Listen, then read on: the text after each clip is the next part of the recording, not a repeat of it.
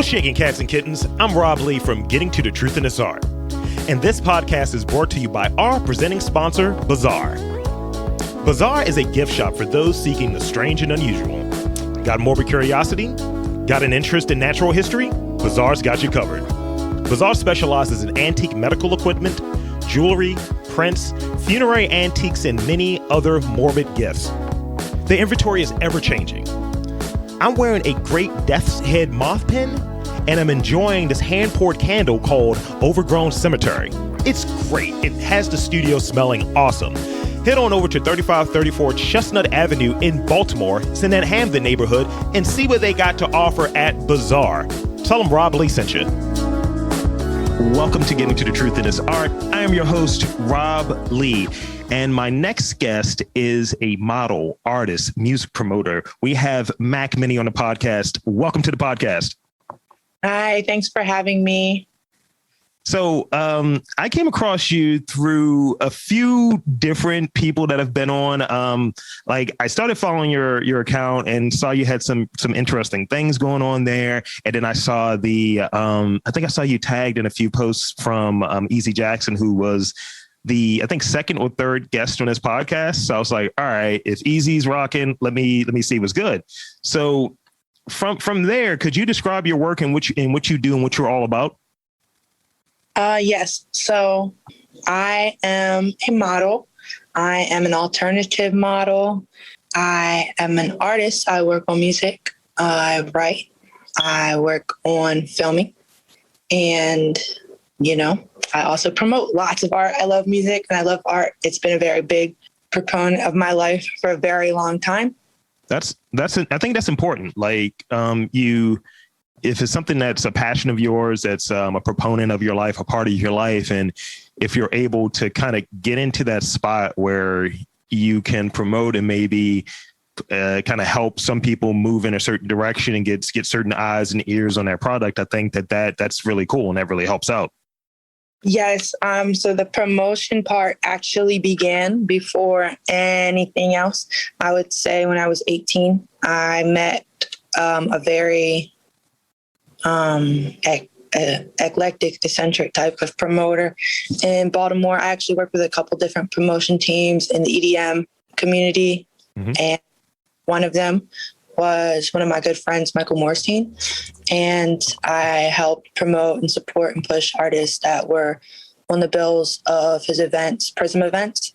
And that's where I met a lot of the artists such as Easy Jackson.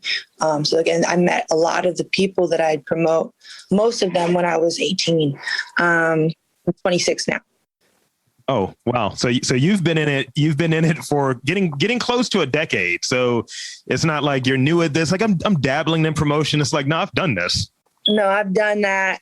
There was festivals, there was different crews, different types of events. And I took a liking to a lot of the artists in the EDM side. Mm-hmm. And the hip hop side, because a lot of the events would have a slew of different local EDM artists, but it would also feature hip hop artists, but they would always be local and they would always be some of the best. They like flat out the best, I met Easy, mm-hmm. Ill Conscious, Mike mm-hmm. Even, who else? Dirt Platoon, Lonnie Moore, a lot of dope artists. I don't know if you are familiar with J Pope and Funk Friday before they were J Pope in the Here Now, or before she was J Pope in the Here Now, and Wendell Patrick. Yeah.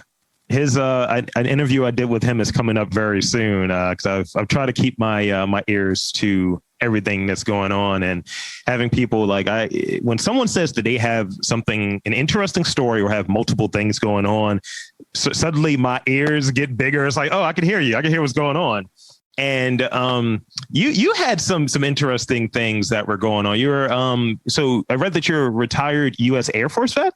I am. I went in when I was about 23 and I retired last year. I had a very interesting story. I was in a very difficult situation with a domestic situation with a partner, and the military got me out of that situation. and put me into a different situation. And it pretty much was a lot of trauma after that. But I'm thankful for my time in the military because it's left me in a much better place. Sure. And to retire, in only less than 4 years, it's definitely a blessing on my part with the health issues that I face. So I'm definitely thankful for that. But it was definitely a dark period of my life. And, we don't want to go into a whole political talk as to why, but, I'm very happy to be back out into the regular world and around things that I love and enjoy. It was very hard being away from my community for 4 years, and I'm very happy to be back.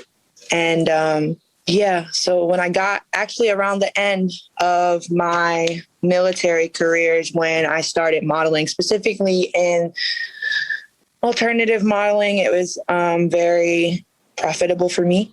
I like that, by the way. Because as I'm leaving this military situation, I stepped into a custody battle because I had a child while I was in the military, and I had a child with a very toxic, abusive, and damaging upcoming artist that's not from here. And basically I needed to get away. I needed to get away from that. I was making me very sick to the point where I lost like 20 pounds in a month. I was on a heart monitor. Wow. I was up blood. A lot of the people that might listen to this, at least a lot of the artists, they would know the story when that. And so I started the modeling. And again, it was very lucrative for me. I ran up about 28,000 followers in under a year. I have been flown all around the country to the work. I've gone to Dominican Republic.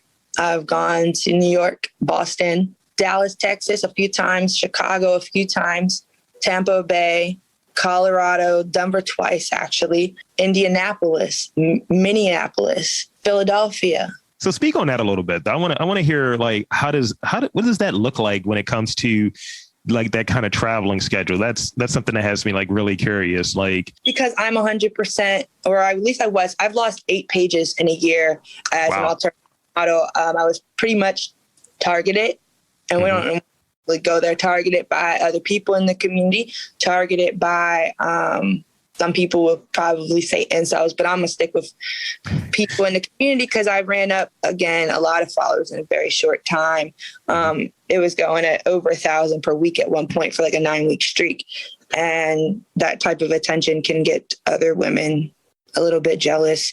And it's not just conspiracy or guessing. There was a couple different incidents that kind of revealed that in the community, So yeah, again, what does that look like for me? That looked like I was traveling every weekend. I answering lots of messages, trying to set these up, cipher through who is actually a reliable sponsor. And I mean lots of messages between email, WhatsApp, text messages, Twitter, Instagram, when Instagram was my main source of work. But it's daunting because a lot of the times, I was the type of person who was 100% crowd sponsored. I've never paid to fly anywhere to work, where some women will book their tours and fly out to these places and set up a schedule. Whereas I will offer dates and then somebody will pay to fly me to that place. I show up to the place and I work. It almost has that vibe of, and I have a question about that, but it almost gives me that inclination similar to someone that's going out for a show, whether it be a comedian, whether it be a wrestler, whether it be someone that's in music. It's just get me to the venue, have that check ready, and let's go from there. I'm bringing the talent, They have that deposit ready before I even step on that plane. First of all, you ain't getting me on a plane unless I have money in my pocket already. And usually that also involves the deposits from all my other clients. So yeah, I have half my money before I leave. And then of course, sometimes there's last minute people who pop up. Alternative modeling. So I was a foot fetish model. So the most interesting thing is that I've been flown. One of the most interesting things, I've been flown to Denver to, dominate men. Oh, wow.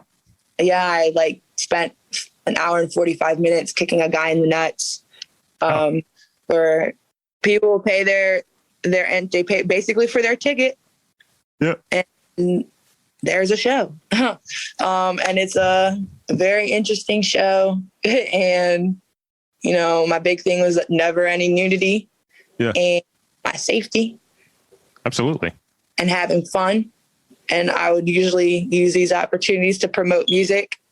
I would just be playing the music that I like.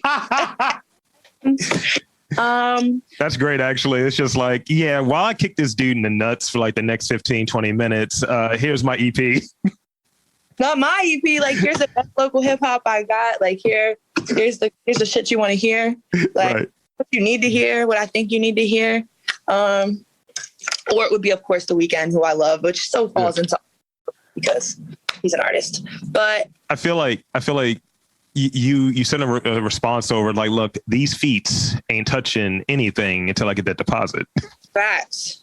I'm not going there. I'm not in my house till I get a fucking deposit. I dig it. That's not stable or smart or financial. Like, I can't do that.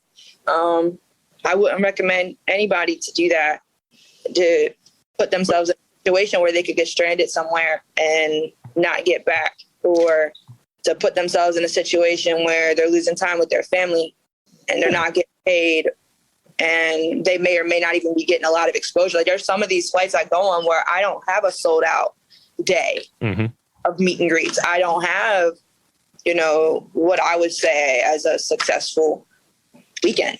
So the deposit from the initial booking ensures that I can at least cover my childcare, and that, I mean, either way I'm getting back because I'm not paying for my flight back, but yeah, at least pay for my childcare and basic essential needs. But I would say that it is a lot like booking events, and a lot of the people like I meet through it are genuine people. There's a lot of eccentric people. I've met producers. I've met people who do other things in the art realm. I've met signed videographers, like all different types of things. Signed meaning like not in this community, like they're actual professional videographers and photographers. They bring me lots of gifts and build little shrines sometimes. Like, for the last time I was in New York, I had literally somebody printed out photos. Somebody brought me tampons and pads because I have endometriosis and I started on my period out of the blue and was flaring. Chocolates, a toy, a card, a pizza, all these things, and just like set up in my space. It was so cute. I was like, oh, because you usually see stuff like that when people are dead. Right. Yeah. You don't see like little shrines of people while they're living. So I think I'm treated very well in that. Well, that's great. And I think you keyed in on something, and, you know, because I look at in that broad space of you touched on it. Basically, it's like, make sure whatever you're supposed to get that end of that contract or that agreement or what have you, make sure that you have some indication that you're getting the thing that you're supposed to get. Because I can speak on that from firsthand experience where Early didn't know, you know, doing work with someone, and, you know, I was told some terms of, hey, we're going to do 2 hours of radio, what have you, or an hour of radio, something like that. Need you to host it. You're going to be talking to this many guests, blah, blah, blah. And, you know, you're going to be charged at this rate. We get through the whole process. I didn't have any money up front.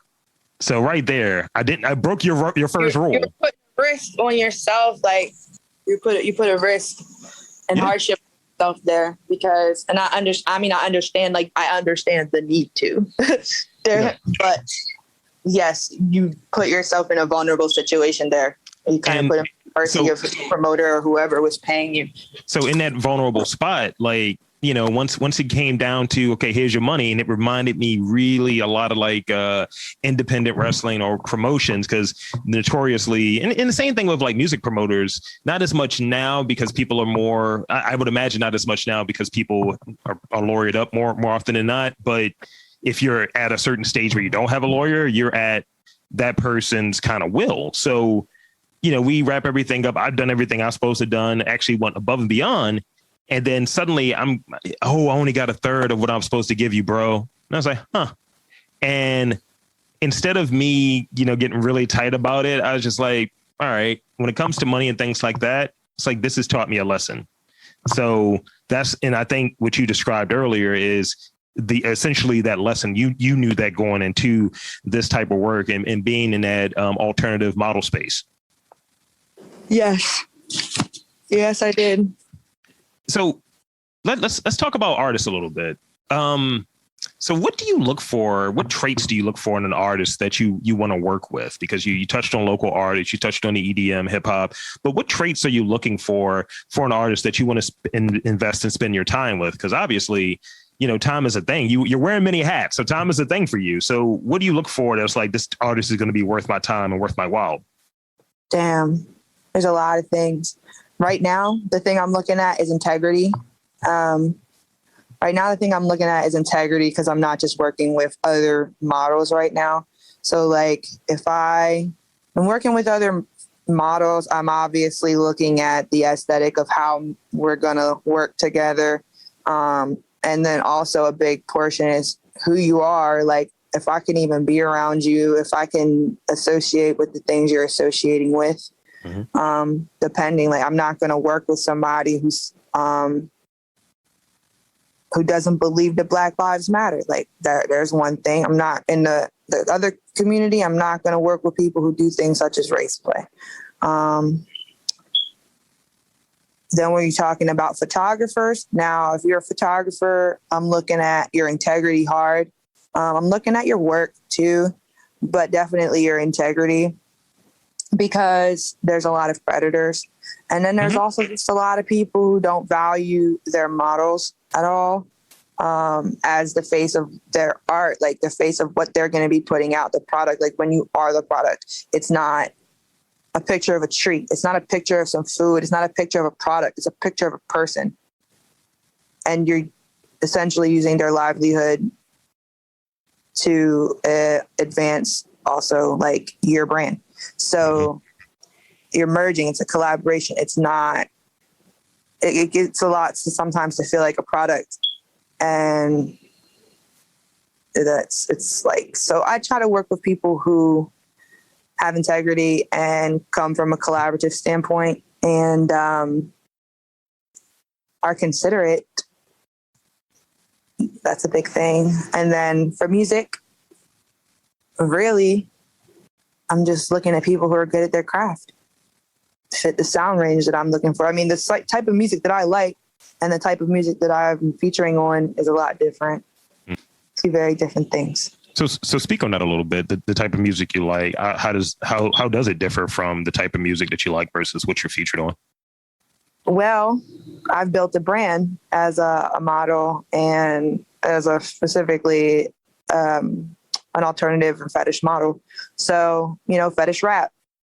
When you're talking like Tommy Genesis, Tommy Genesis is probably the best example of fetish rap. And like, gosh, Nico and Princess Nokia, but like, it's not like them, but I would say it's more in the lane of like fetish rap, at least what I'm working on right now. Not a lot of the things that I'm planning for are very much similar because I'm trying to like diversify it some more because I'm known as a certain person before I was ever in the military, before I was ever a model, and that's like who I am. But the modeling has become a part of me and it's become a part of my brand. So of course I'm going to make some music that caters to that because I'm not as active in it anymore. And I want to do some more work like the things I love. So I love J Electronica. I love this artist group, Ebe. Who else? Rhapsody, Nitty Scott. All the rappers that I mentioned locally.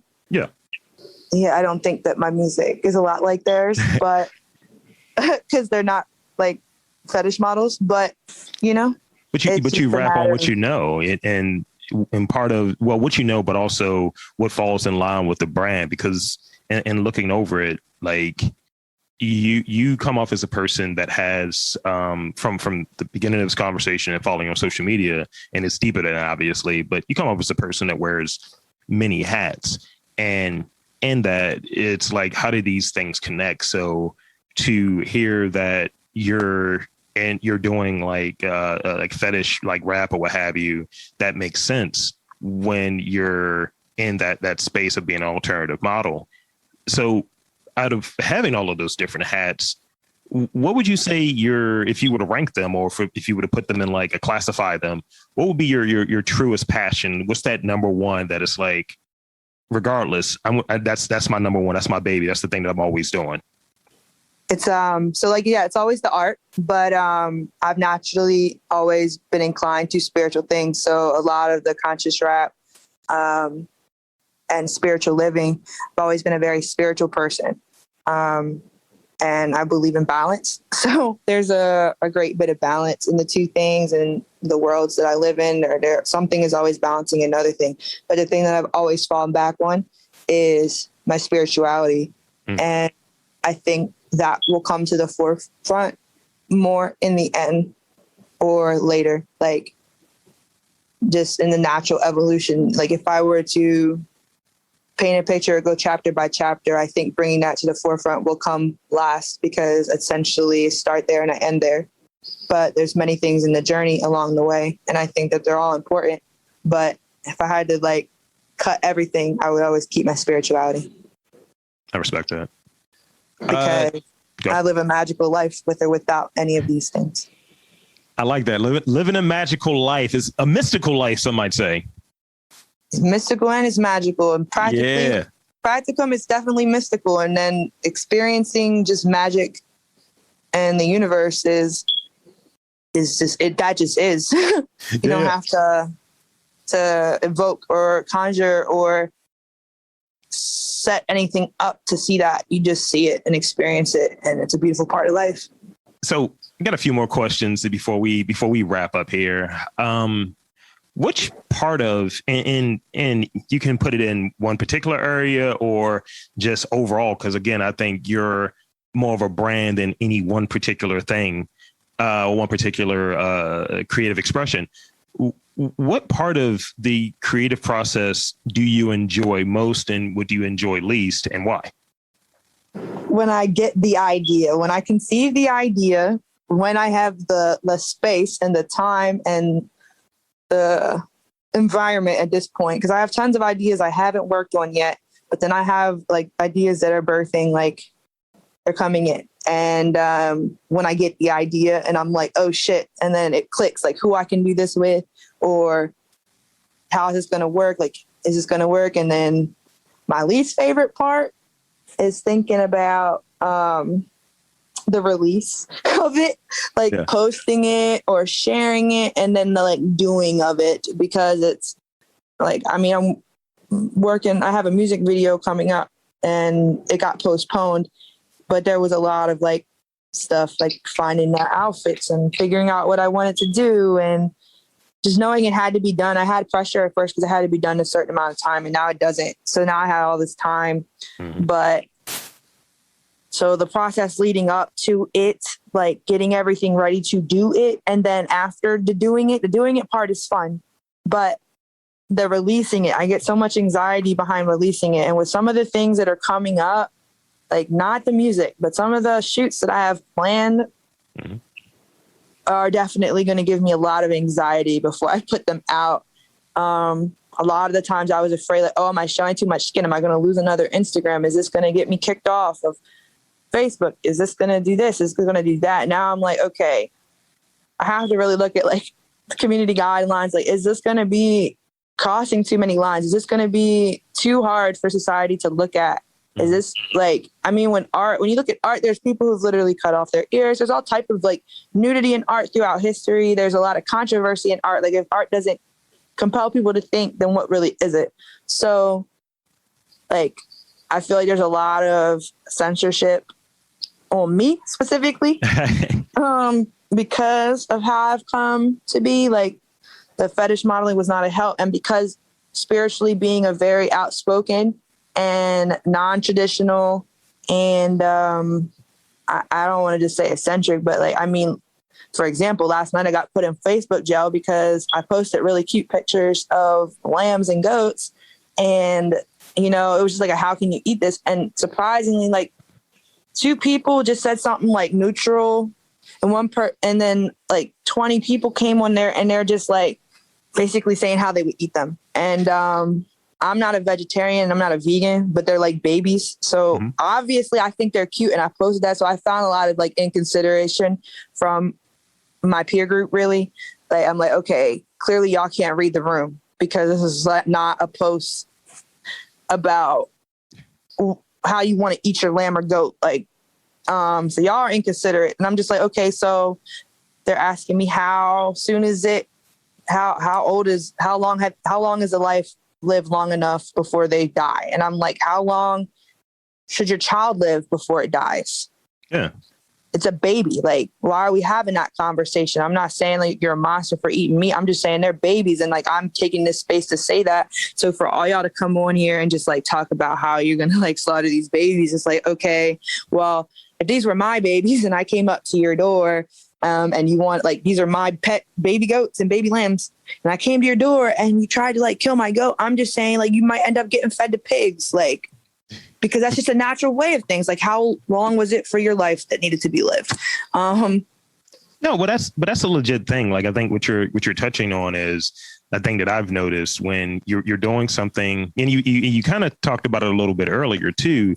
When you're doing something, and as you start to get more exposure and expand, whether it be from people who are observing, not commenting, not saying anything, but just waiting in the backgrounds and maybe reporting something that they just don't like, or putting something out there because, for lack of a better term, they're haters, or you have this spot where you have an opinion and you're stating your opinion on something, and it's not being like inconsiderate, it's not being villainous or anything along those lines. It's not like you're evoking anything that's like negative, but you're just saying an opinion on something, and then it leads to these new term violations and so on. And ultimately, I think that's going to be a major issue, because you're right. Like, I've seen different things online, and whether it be nudity, because you follow different things, you follow a litany of different people and different posts. Man, Playboy magazine is on Instagram. They post nudities.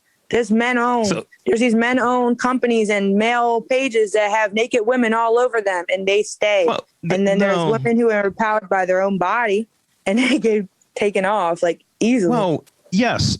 Unless they're famous. Well, it's a lot of truth to that. I will say, when I scroll through my timeline, and I'm very locally influenced, it's a lot of witch sex magic stuff that's posted. And it's like, yo, I'm following you because of this. I don't need to see you busting it wide open. And that's not being kicked off. I'm not knocking one side or the other.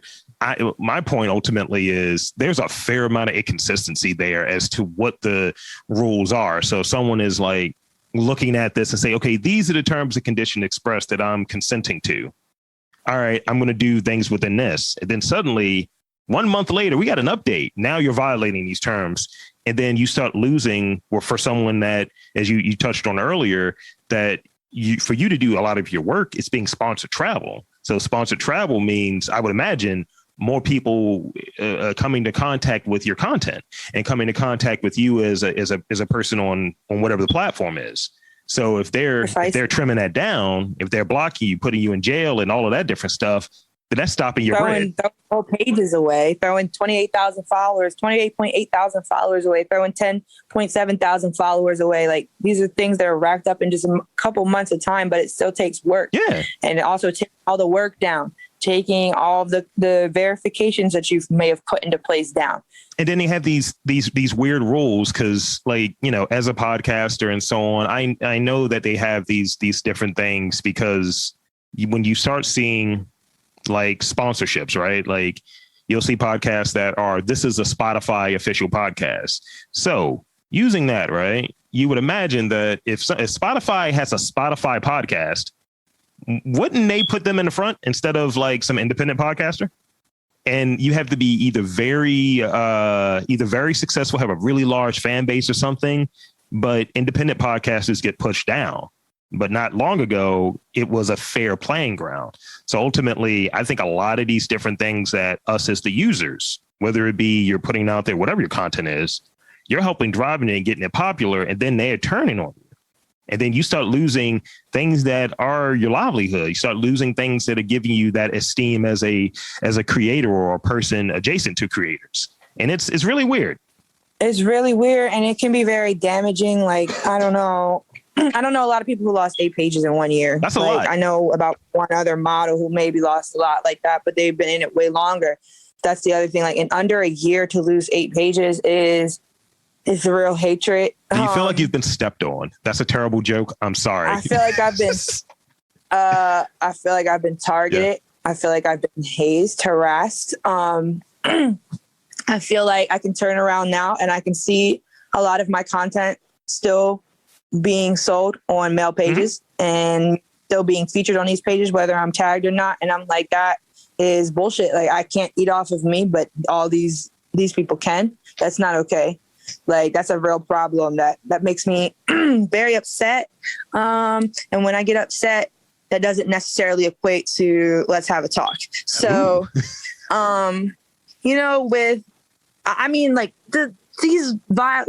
the standards are crazy. I literally posted something that was like along the lines of, with all the murders that were going on with the Asian community as regards to COVID, with the things that have been coming out, the documents that have been coming out regarding that. I just posted something along the lines of like, some of us should be apologizing to Chinese people, the people, not the government. I don't think we owe the Chinese government or our government any fucking apologies, but the people in general, or in this instance solely, and not looking at everything else, not looking at what's going on there, not looking on what's going on here in regards to everything else, that we're aware of what our former president, the propaganda and the terms he's used and the things that followed.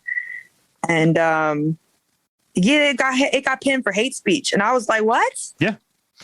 I do. Me saying we should apologize to somebody is hate speech. So that's the thing. Who am I hating? That's the thing. Like because outside of this, I work within data. So there's some trash little code that's in there that doesn't make sense. It's some weird filter because they kind of mentioned it, and we're not going to get too deep in the woods, but they kind of touched on it when the election and all was going on, that we're going to block this stuff. We're going to block this type of stuff. So in that, they told us that we're going to suppress certain information, and they got really stringent with their standards of practice and all. So in that, it wasn't going to be only for, if you said Trump or if you said Biden or if you said election or whatever. They're not going to look for those words. They're going to look for any words that they are deeming this, because you can't really control it. It's too dynamic. So they're throwing anything in there. There's an agenda behind that, clearly. Absolutely. Clearly agendized. And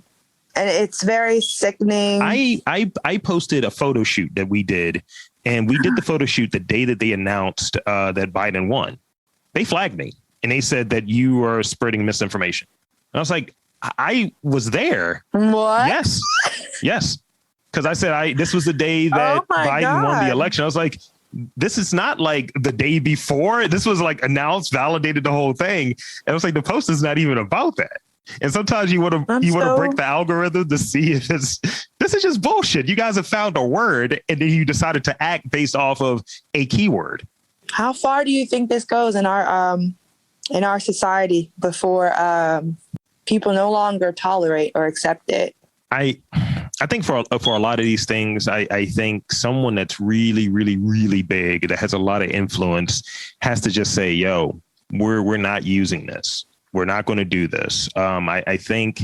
I mean, the censorship in general, because if you're willing to censor people all across the internet, like, that's elimination of freedom of speech. There are people who've been kicked out of other countries based off of like social media uses, like political comments and such. So, I mean, hell, even killed. That can lead down a very crazy road.